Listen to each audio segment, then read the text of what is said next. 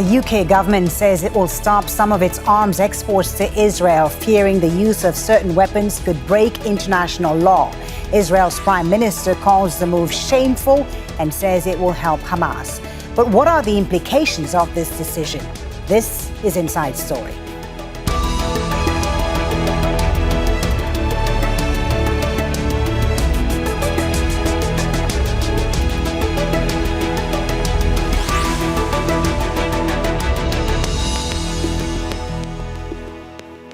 Hello and welcome to the program. I'm Folly Thibault. The UK says it's suspending 30 licenses out of 350 for arms exports to Israel. Its Foreign Secretary David Lammy made the announcement in Parliament, but his colleague, the Defence Minister, has been on the airwaves playing down the impact of the decision, while Israel has responded in anger, with Benjamin Netanyahu calling it shameful. Some UK politicians, however, say the move is not enough and want a full ban on arms exports to Israel. So why has the UK, a staunch ally of Israel, taken this decision now? Is it linked to international legal action against the war on Gaza? And what's the wider international implication? We'll put that to our guests in just a moment, but first this report from Sarah Khairat. On the same day that Israel was burying the bodies of 6 captives held in Gaza, and Palestinians were being killed in Israel's relentless bombing of the Gaza Strip, and Israeli military raids were being carried out in the occupied West Bank, the British Foreign Secretary announced the UK's immediate suspension of around 30 licences to export arms to Israel. It is with regret that I inform the House today the assessment I have received leaves me unable to conclude anything other than that for certain UK arms exports to Israel, there does exist a clear risk that they might be used to commit or facilitate a serious violation of international humanitarian law. But critics say it's not enough, since this affects only 30 out of 350 UK licences that supply Israel with everything from components for military aircrafts and drones, plus parts that facilitate ground targeting. From 2022 to June last year, the UK sent nearly $75 million worth of weapons to Israel. The UK insists this latest measure is not a blanket ban and only affects weapons that could be used in serious breach of international humanitarian law. Israeli Prime Minister Benjamin Netanyahu has condemned the decision, calling it shameful, adding, with or without British arms, Israel will win this war and secure our common future. In the UK, the nation's chief rabbi says the move beggars belief and will only encourage our shared enemies. The British government has faced months of widespread protests against the war in Gaza, with tens of thousands calling for an end to British arms exports to Israel. Just last week, the EU's top diplomat Josep Borrell initiated procedures to ask member states to consider sanctioning some Israeli ministers. Israel is facing accusations of carrying out a genocide against Palestinians in the Gaza Strip.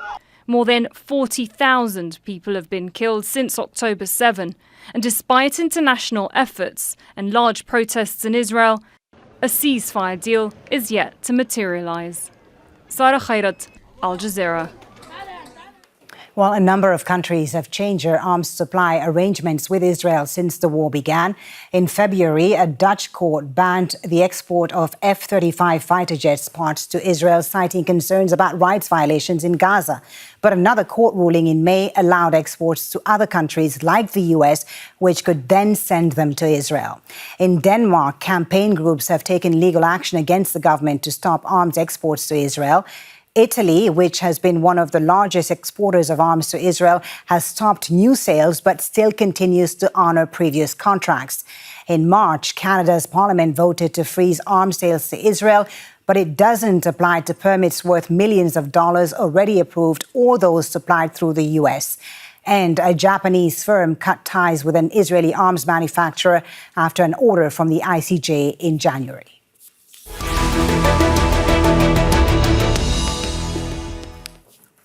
Well, let's bring in our guests for today's show. In London is Jeremy Corbyn, an independent UK Member of Parliament and the former Labour Party leader. He is a long-time advocate for the Palestinian cause. In Tunis, Francesca Albanese, the United Nations Special Rapporteur on the occupied Palestinian territories. And in Dundee in the UK, Sam Perlo-Freeman, a research coordinator at the Campaign Against Arms Trade, a UK-based organisation working to end the international arms trade. A warm welcome to all of you. Thank you so much for being with us today on Al Jazeera. Francesca Albanese in Tunis, let me start with you. How do you view this decision by the British government to suspend some licences? Will it have an actual impact on the ground? Will it make a difference for the Palestinian people? I cannot tell you whether it's going to make an impact while not all arms transfers to Israel have been suspended. The UK, as you have said in the opening, is just one of those who are the member states who are providing weapons to Israel, and not all licenses have been suspended. But let me say, because we need to put this in context, it seems to me that states have still to register the seismic shift represented by international development that occurred this year. There has just been an International Court of Justice advisory opinion that declares Israel's presence in the entire occupied Palestinian territory unlawful, to be dismantled, and reparations have to be made to the Palestinians. These have serious implications for member states who have, under the law of state responsibility, an obligation not to aid and assist the legality of the occupation.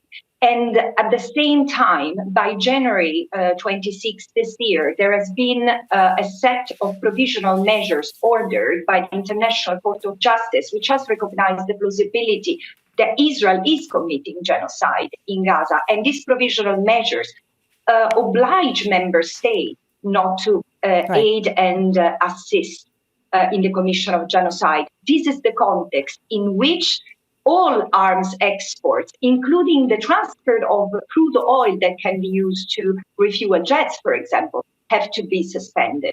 Yeah, thank you for giving us the context there. It was very important. What do you think then, Francesca, is the purpose of this step by the UK government? My assessment is that there is a recognition, an increasing recognition that Israel is committing a series of international crimes, and there is a huge pressure in the UK and in other countries for the UK, the government in the UK, not to be complicit in this. But there is also the recognition that under the order given by the International Court of Justice, there might be complicity in acts of genocide. So there is a moment of awakening, but again, this is the beginning and it's still not enough. Right. I will ask you about the implications of this in a little while, Francesca. Let me bring Jeremy Corbyn into the conversation. Mr. Corbyn, David Lammy, the Foreign Secretary, has said that the UK has a legal duty to review arms exports. But do you think this decision to suspend some of these licenses is purely legal, or are there also political reasons behind this? Well, he's required to assess the arms export regime anyway. The previous government did the same, and he has to do that. The arms export licensing legislation requires every British government to do that. But at the end of the day, it's a political decision how much notice you take of the legal advice you received. And David Lammy yesterday announced he was going to suspend 30 arms licenses out of 350, but then went on to say that this wouldn't damage Israel's ability to defend itself. And today, the Defense Secretary, John Healey, has gone a bit further to essentially say it doesn't make very much difference. And so you then ask yourself the question, is this a political decision in order to try and look as though they're listening to international law, or is it something that they're very serious about? I am honestly not certain what the answer to that is. Yesterday, I asked for clarification from David Lammy on the question of the use of British bases in Cyprus. Their bases are in Cyprus, held by the Royal Air Force. These are sovereign bases, so it doesn't require the permission of the Cypriot government. They are being used for flights over Gaza and by taking planes directly into Israel. And I asked if this is going to stop or not. Quite clearly, the last thing I'd say is on this section, that the use of British weapons in the face of both the ICJ view on genocide, acts of genocide, and the ICC decision to issue arrest warrants for some Israeli leaders actually leaves Britain very vulnerable, because parts of the F-35 jets are made in Britain. Britain still supplies a lot of other weapons to Israel. So I don't think the legal case against Britain is actually finished yet. There may well be legal action taken against Britain, who, after all, often prides itself as being the country that always upholds international law. So I remain sceptical that this decision will take us very much further. And I remain deeply angry that we are complicit in the killing of now over 40,000 people in Gaza. Right. And the arrest warrants haven't been issued yet. Sam, let me get your thoughts about what we heard from both Francesca and Jeremy Corbyn, and your thoughts also. Do you think this is a purely legal decision, or are there political aspects at play also here? I think the government was under a lot of both political and legal pressure. There was outrage in the country about the UK being complicit in genocide. There is a legal case coming up in October where the government's being taken to court over its refusal to suspend export licenses. So I think in some ways they must have felt that it was inevitable that they couldn't avoid making some move. But there is a huge, glaring exemption, a loophole in this, in that they have exempted components for the F-35 aircraft. The UK produces 15% of every F-35, so long as those components go via a third country, usually the US. So you can't now export F-35 parts directly to Israel. They've said there's a clear risk they might be used to commit serious violations of IHL.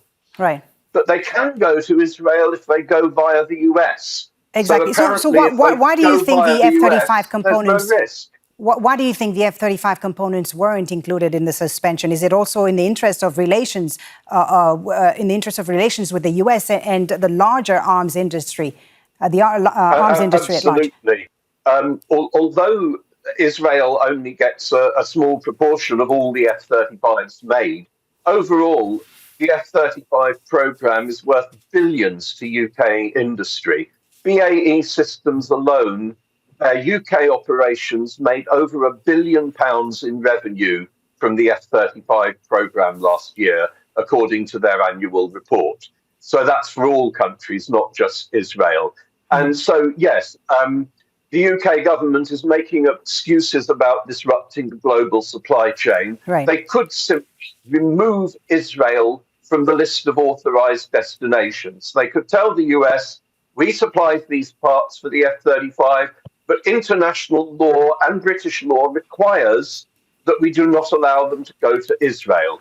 But they do not want to jeopardise their relationship with the US, their place in the F-35 programme. And so they are coming up with this convoluted excuse, essentially making up rules as they go along to exempt the F-35.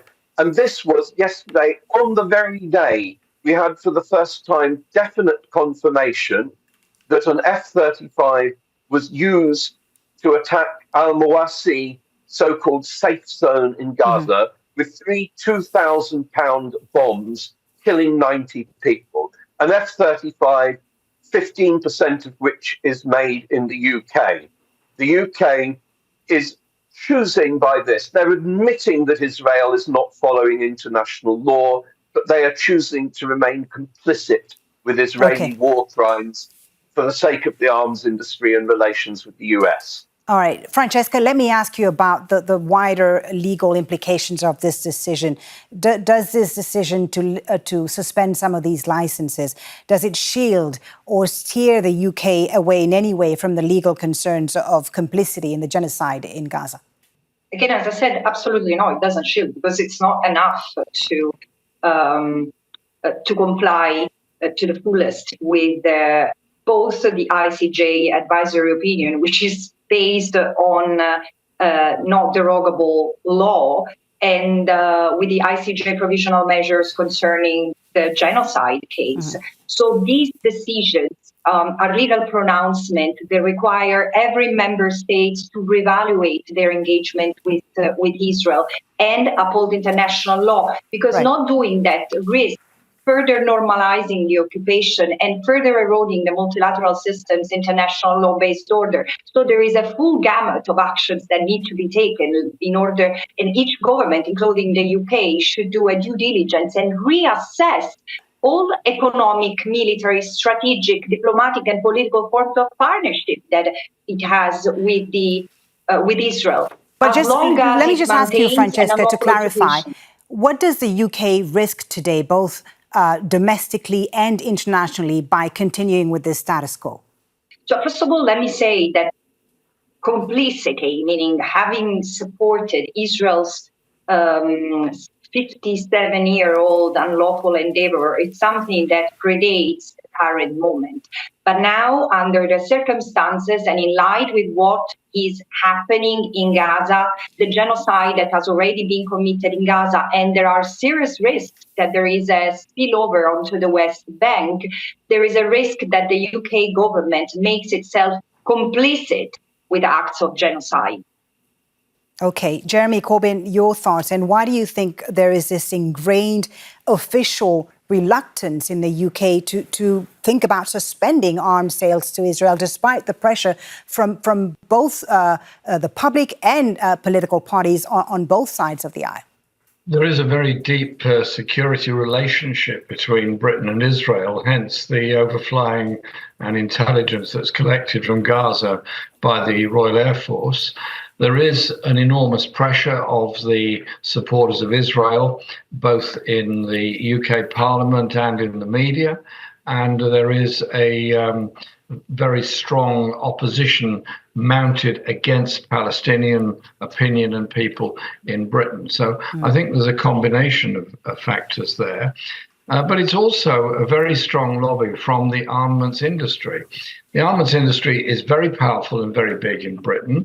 They have huge numbers of government contracts and international contracts. BAE Systems is an enormous manufacturer in Britain, and they are very reluctant to see any restriction on arms supplies anywhere in the world for all those reasons. And so what David Lammy tried to do yesterday was demonstrate that somehow or other he is cognizant of the issues of human rights abuses in Gaza. Well, who isn't? Because it's been happening for a long time. And that he thought that by making this statement, he would somehow or other placate the very strong opposition to his strategy in the Labour Party and amongst others in Parliament, including my own group, and that he would come out of it as somebody who was getting on better with the pro-Palestinian opinion in Britain. He hasn't actually achieved either. What he's done is upset a whole lot of people who are very pro-Israel, who believe that somehow or other he's actually seriously restricting arms supplies to Israel, but he hasn't pleased any of us who want to see a suspension of arms supplies. So their response to that, Jeremy Corbyn, is that, if they're upsetting both Israel and the US and their allies with this decision, as well as upsetting those in the UK who want a full ban on arms exports, then they say they're doing something right.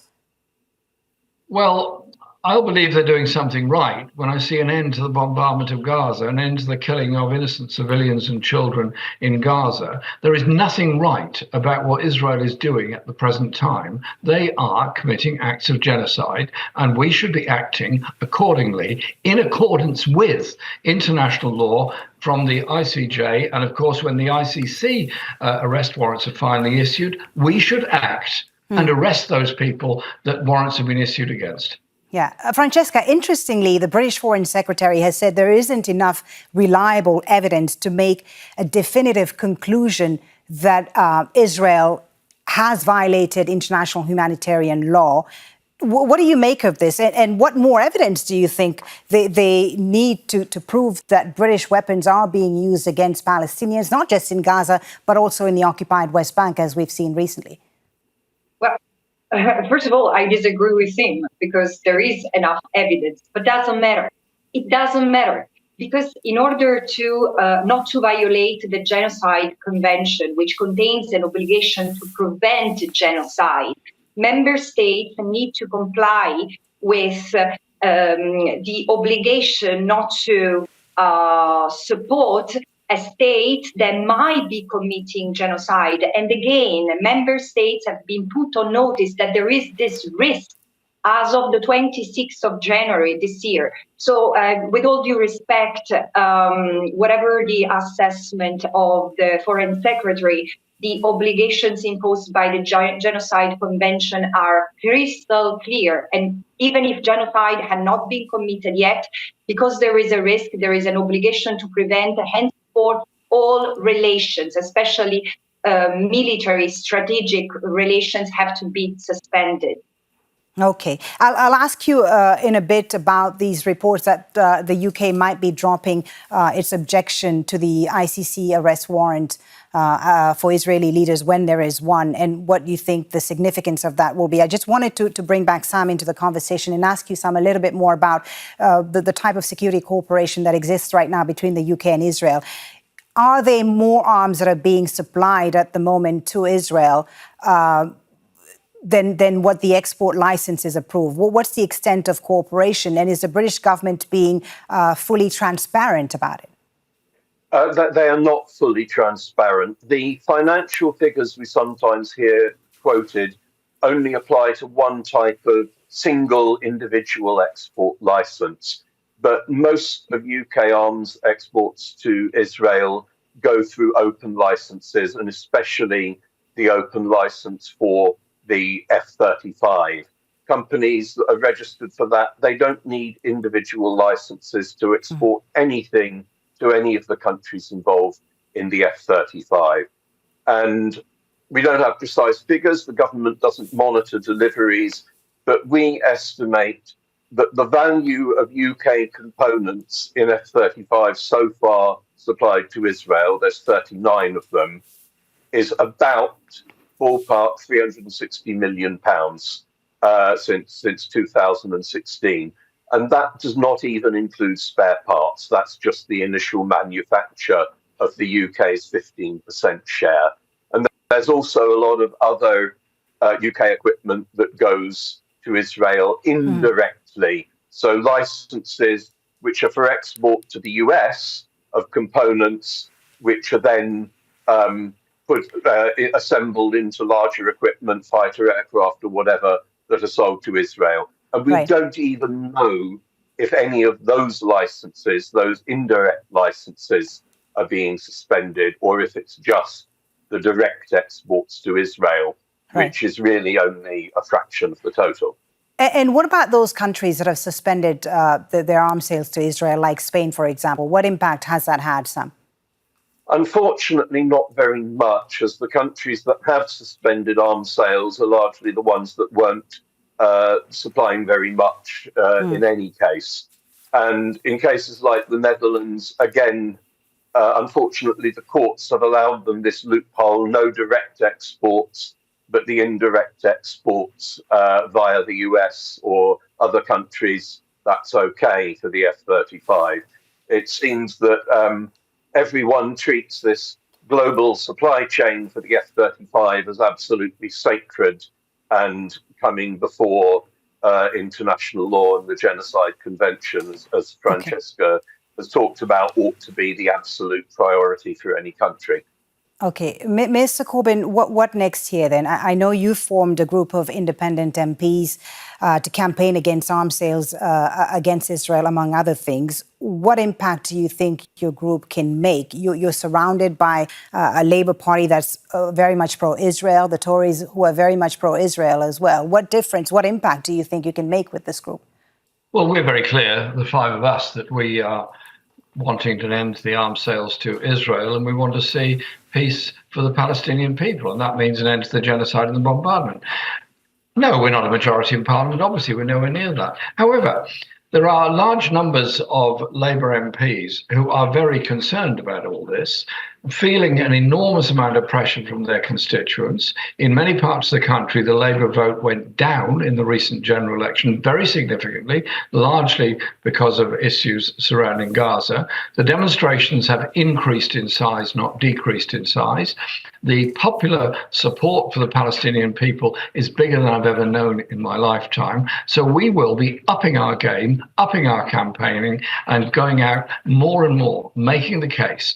End the arms sales to Israel to save lives. And I think there's actually a significant number of people in Israel that are beginning to realize from the demonstrations yesterday that their government has got to do something in order to end the occupation and end the continual bombardment of Gaza.